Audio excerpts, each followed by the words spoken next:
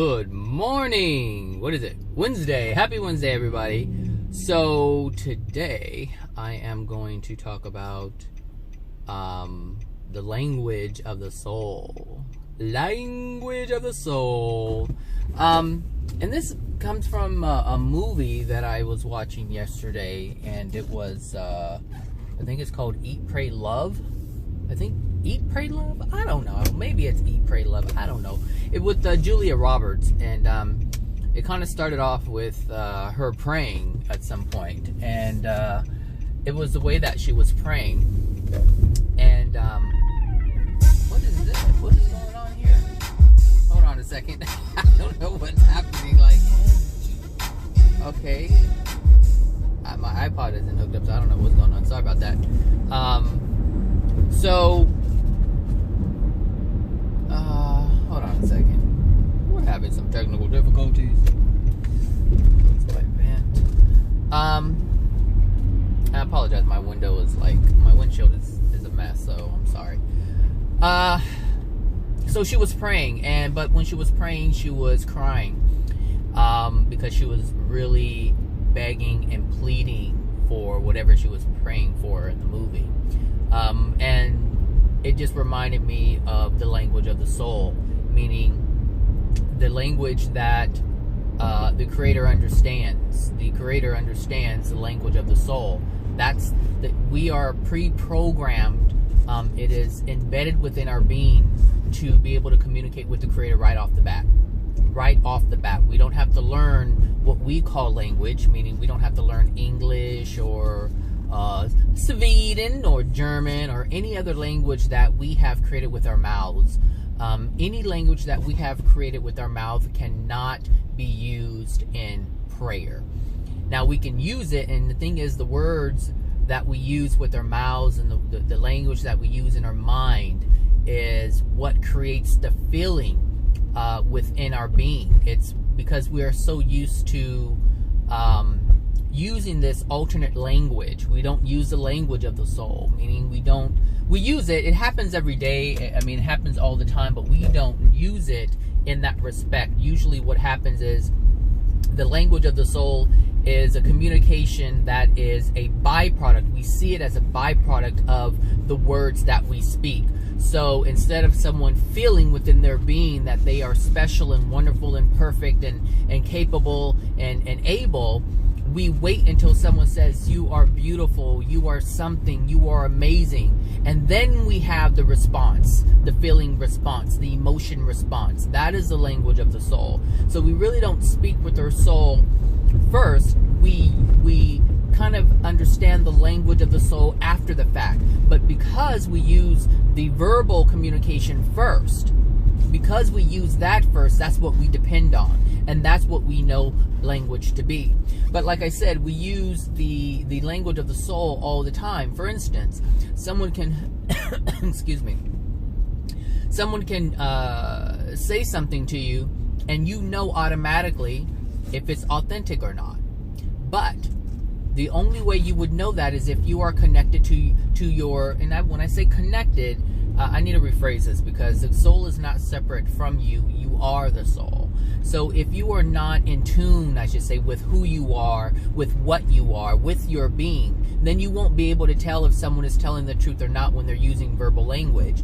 But if you are in tune with yourself, if you are in tune with your soul, and you're able to recognize the feelings and the emotions, then what you're able to do is tell whether or not someone is being authentic in the words that they speak to you. The verbalization, or I should say the verbal communication, is what we look at, but the soul is what can determine whether or not those words are actually true. And so, when it comes to the language of the soul, it's most people are connected to it. The problem is, and again, it's not a connection to it. It's just in tune with your soul, in tune with who you are. Most people are in tune with themselves to a certain degree, because they know whether or not someone's being authentic or not. They can tell in the beginning if the person that is talking to them is actually being truthful. But what we do is we don't want to see that part, so we ignore it. And what we end up doing is believing only the verbal language that we're hearing, and then what happens is later on we get burned because we did not listen to ourselves in the first place. And you hear this often, you know, I should have listened to myself, I knew better. These are all after the fact. These are all after the fact realizations of the truth of what I'm speaking. So you already know what the truth is by the feeling you get. By the feeling you get. And sometimes our beliefs come into play, and our beliefs are always coming into play, and they're always dictating whether or not we're going to listen to ourselves. For instance, you have the New Age people who are about love and light all the time, every day, all day. Love and light, love and light, love and light. Don't hate, love and light, love and light, love and light. Don't hate, love and light, love and light, love and light. And when you do that, you don't allow yourself to feel, because what you're doing is you're intellectually telling yourself, just be loving, just be loving, just be loving. And then you write these posts, or they write these posts where they say, you know, oh, you know, I'm an empath and I feel for people and we always get burned. Well, no, you're getting burned because you're telling yourself that you should just love and light, and you're not seeing the people who are who actually can, oh, Jesus, where's my coffee? Who actually can, what am I trying to say? Hello, Zachary, wake up. Jesus. I don't know what you're doing, but I think I don't know. What are you doing? Are you trying to get over? Jeez, that's the longest merge I've ever seen. Oh, don't do that to him. Come on now, people. The people, when you tell yourself that, let me start all over. When these New Age people tell themselves, you know, to be love and light, they end up getting burned because they don't allow themselves to see the potential harm that the other person is capable of. And this is, you know, it's part of denial, because what you're saying is you're denying that there's a possibility that anything can harm you if you hold nothing but love and light. But understand, telling yourself that you are love and light is not the same thing as holding love and light. It's not the same thing, because what can happen with someone who actually what happens to people who hold love within their being is they're able to see the people who pose harm, who have the potential to pose harm, to inflict harm upon them. This is what love allows you to see. It allows you to see a greater distance and a greater depth. And what I mean by distance is it allows you to see what's coming before it comes. And that's one thing that I have been able to do, is be able to see in people's lives what is coming before it comes. Even at the onset of whatever decision that they're making, I can tell them before they even embark upon it what is going to come. And that's because I'm very sensitive to, one, their soul condition. If you know their soul condition, then you know it's going to continue to happen over and over and over again until they fix it. And so this is one of the things that love allows you to do, because love is truth. And when you hold truth, you actually have the ability to see things beyond what the average person can see, or I should say beyond what a degraded soul can see. So, you know, when it comes to the language of the soul, it's all about feelings. And this is the one thing that we try to ignore, are the feelings, because there's a lot of painful feelings and painful experiences that are associated with feelings. I mean, yes, you can have good, happy, joyful feelings, but there's also painful ones. And the thing is, people are afraid to experience the painful ones. One, because they don't understand what it is. If they understood what it was and what is happening in the moment when you experience pain, that they would be very grateful and actually look forward to the pain, because they would then understand that the pain is actually a message to help you improve yourself. And this is one thing that I've realized about the soul, and it's just freaking amazing every time these things come across my mind and my being, and I feel. What I mean by that is, I look at the soul and I understand what is actually happening. So here you have, in terms of the law of attraction and everything, the law of attraction is actually being dictated to the universe by our soul. So whatever, oh my gosh, all that noise, and it's not even going fast. It's going the same. He's going 60 miles an hour.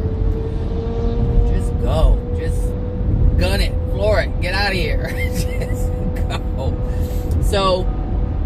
I know this is going to be a clusterfuck. Let's see.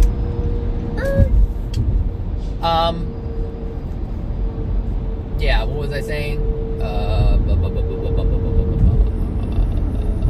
Oh, the soul. So the universe is being dictated to by our soul. The universe is unbiased. It holds no bias whatsoever. It's not out to punish you. It's not out to make you feel happy. The universe doesn't have any.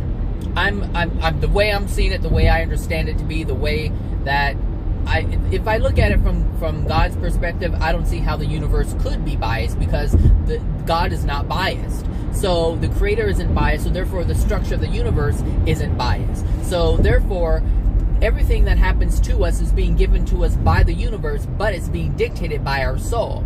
Now, here's the interesting thing. We are dictating to the universe what the soul holds, right? So we are dictating to the universe what we want to experience based on the contents within our soul. But at the same time, we are also being given these things so that we can learn and improve ourselves. So when you look at it, we are communicating to ourselves to improve ourselves. And this is what I meant before when I said the soul is self-correcting. The soul is sitting out a signal saying, hey, I'm jacked up and I need help. So I need to send out this signal to the universe to reflect back to me what's within me so that I can see it, so that I can improve myself. That's exactly what's happening. And so the soul, it's just amazing, because the system that the creator has created, it's like the creator doesn't really have to do anything, because and I understand that passage in the Bible, it is already done. Like, I understand it more and more as I progress. I understand it more and more as I gather more knowledge, as I gather more understanding, as I hold more understanding, as I have more compassion. It allows me to open up to more of what is actually happening. And when you open yourself up to more of what is actually happening, you're actually opening yourself up to more truth. And if you open yourself up to more truth, then you open yourself up to more love, and the process continues, and your awareness widens, it opens, it deepens, and you're able to expand and transform yourself from where you were previously. And I just think it's fascinating. But if you can understand the language of the soul, what's happening, because here you are, you feel something within your soul, you send it out to the universe brings you back that which dwells within your soul in form of an experience where you have a feeling, so that you know you should do this or do that. You should make this decision or that decision. And it's all based on feeling. The soul feels something, and that feeling goes out into the universe. The universe gives you a physical experience so that you can refeel those emotions and feelings again, so that you can say, oh, hey, this is what's within me. I need to change this. It's not just about the physical experience. It's never about the physical experience, people. The physical is really irrelevant, but it's a tool. It's relevant in terms of being a tool. The most important thing is the feeling that comes from the experience. The creator, being that we are not, how should I say?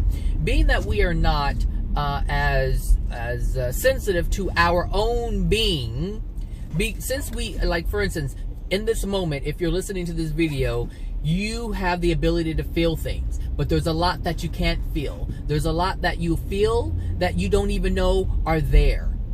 There's a lot of feelings that are present within you and you don't know that they're there. And so you're going to have to depend on the universe to bring you the experience so that you can have the feeling.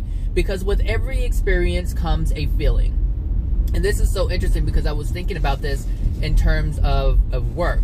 And, you know, some of you know that I work in the mental health field, and so there's, therapists and doctors and case managers and peer advocates, and all these people are doing all of this different work. But what is actually happening is people are helping people process their emotions, their feelings.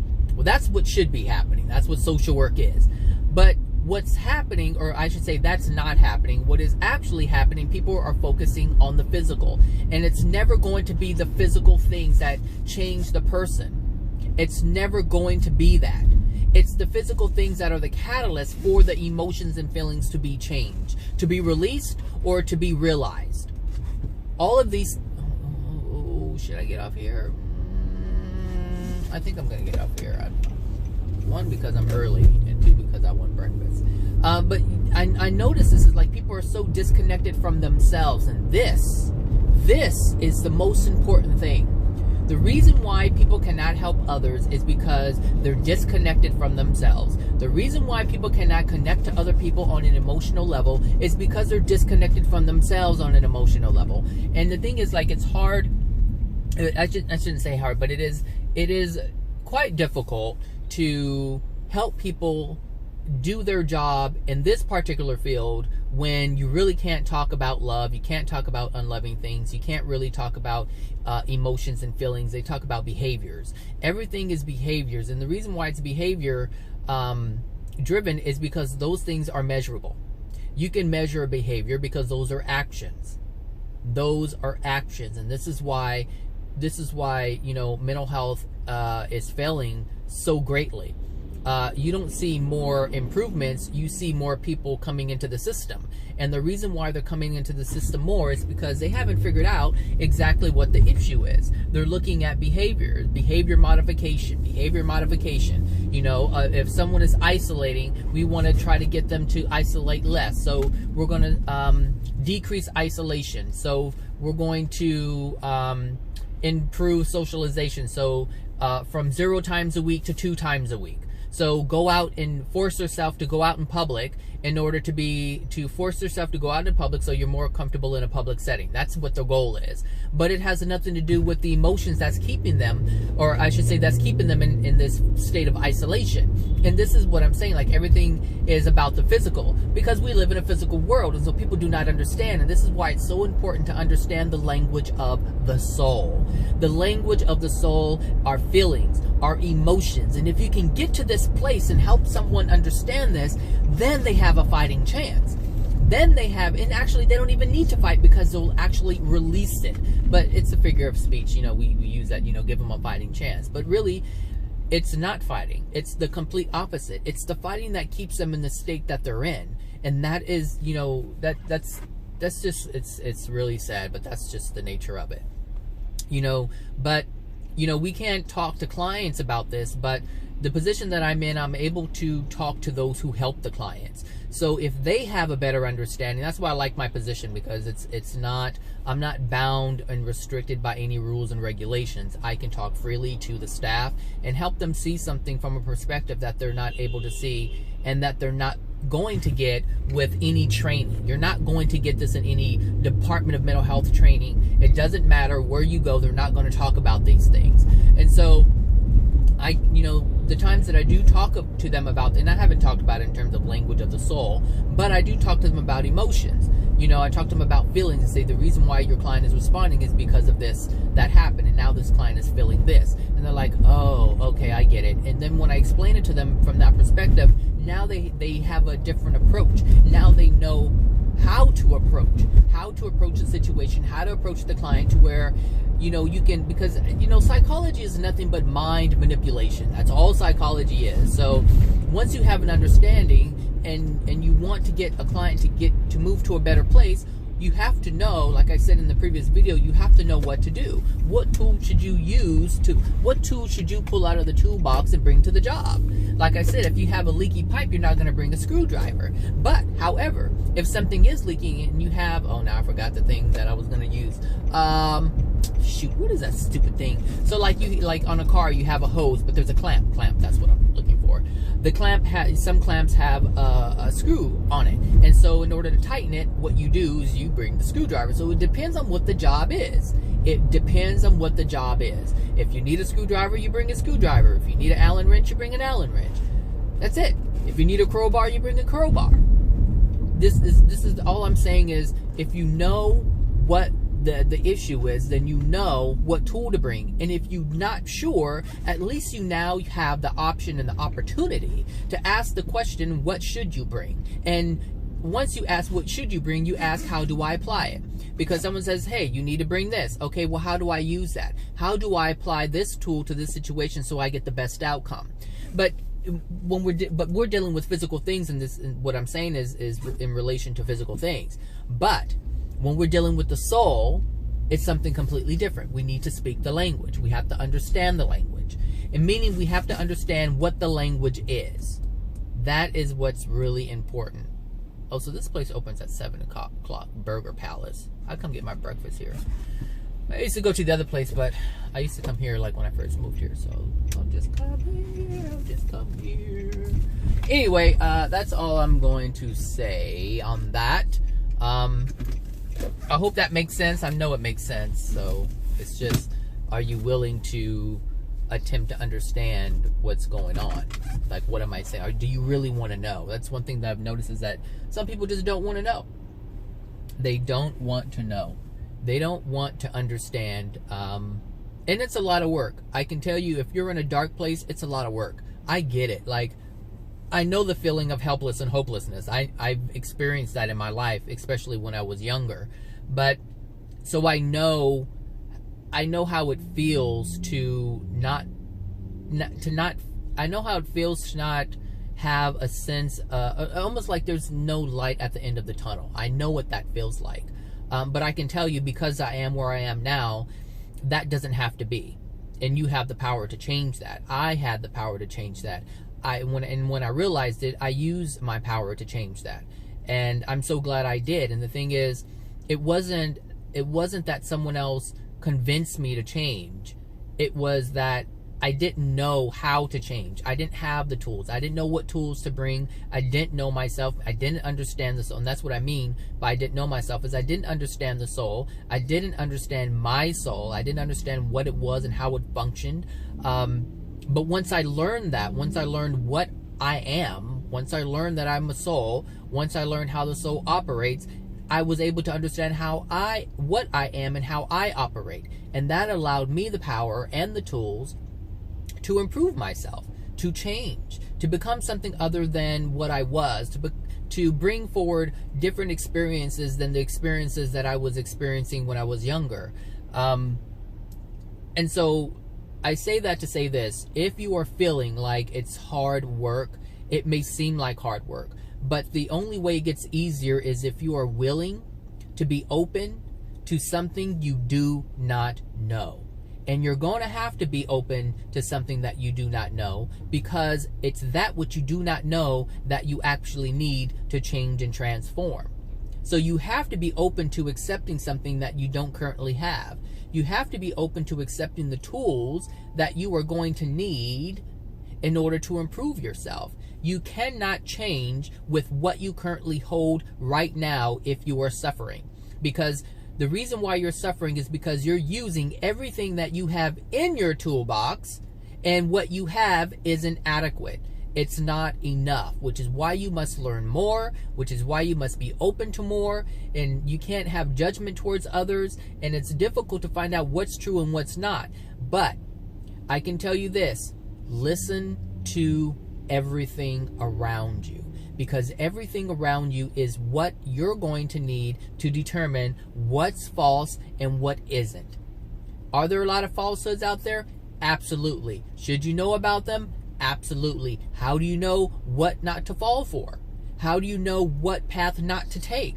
You must know the good and the bad, the positive and the negative, the truth and the untruth. What isn't true, then you know there's something out there that is the truth. Once you know what is the truth, then you know what not to do, because you know it's the untruth, because you've already established what the truth is on a particular subject. So, for instance, religion. This is going to be a difficult one for a lot of people, because people grow up with religions and it becomes their foundation, and they refuse to listen to anybody else. But I like to listen to other people's perspective, because I want to know, hey, look, if you're claiming all this great stuff and I'm looking at you and you're suffering, something's wrong. So I need to know what your belief is, because we may have similar beliefs, but they're called something completely different. And this is what I'm saying. Like, you have to be aware of all these things that are happening with you. Is the door open? I hope so. All right, so I'm going to end it now. I need to go and get my breakfast. So, yeah, that's it. If you guys have any questions about anything, you're more than welcome to, comment or send in a private message. But yeah, the language of the soul is feeling. And it's something that's really important to understand. The Creator hears that language. that's the only language the Creator hears, because that's the language that the Creator has put within the soul in order to communicate. And like I said, it's not something that has to be learned. It's instinctual. It's embedded. It's like the ROM on a computer. It's burned into the soul. So when you feel sad, the Creator hears that. When you feel happy, the Creator hears and feels that. It penetrates all things, all matter, and reaches the Creator. But your words never reach the Creator. Not the verbal ones you speak. So you can say, oh God, help me, and you're trying to figure out why God isn't helping you or why your circumstance isn't changing. It's because you're not delivering the message through the language in which the Creator understands. And it is the language of the soul. It is feelings. It is emotion. It is intent. It is a gratitude. It is nothing but feelings. That's what I'm saying. It doesn't matter what the feeling is. If it's a feeling, the Creator receives it. If it's a plea, the Creator receives it. And ask and it shall be given. But you must ask in the language of the soul. It cannot be in German. It cannot be in English and Spanish. It has to be the language of the soul. When you ask somebody for something, when you were a kid, or if you're asking someone for something, you're like, please help me, understand there is a feeling that is associated with that. And a person can feel what you're trying to convey. Yes, you may be saying, help me, but it's the look in your eyes. It's the feeling that they feel. It's the sincerity of what you're saying. And the words that come out of your mouth, that you can say, help me, I need help, or you can say, oh my God, please help me. And the thing is, the feelings of your soul is what is changing the way you speak. It's changing the verbiage or the sound of the words that you are using. Your soul is controlling, dictating everything. But if you are disconnected from your soul, meaning disconnected from yourself, if you do that, meaning if you're not sensitive to your feelings, what you convey is not going to be what you want to convey. And actually what you're conveying is actually what you're conveying. It's a disconnect. So if you're not speaking with feeling, it's because you're not speaking with your soul. And you can just tell when people speak, they're coming from a place of depth. They're coming from a place of sincerity. And this is what we feel. This is what we connect to. If you look at, you can hear someone who speaks with conviction, but where's that conviction coming from? It can be towards anger or towards love, but it's conviction. It's how they feel. They're speaking from the soul. It doesn't matter what the feelings. It doesn't matter. Like I said, it's all feelings come from the soul, and it dictates. If you're angry, it's coming from your soul. If you're being compassionate, understanding, and loving, it's coming from the soul. And if you're disconnected, that's going to show too. You're not going to be angry. You're not going to be loving. You're not going to show any care. And people are going to be like, you don't care. You're just talking. Those are empty words. And empty words, all empty words mean is that you're not speaking with the soul.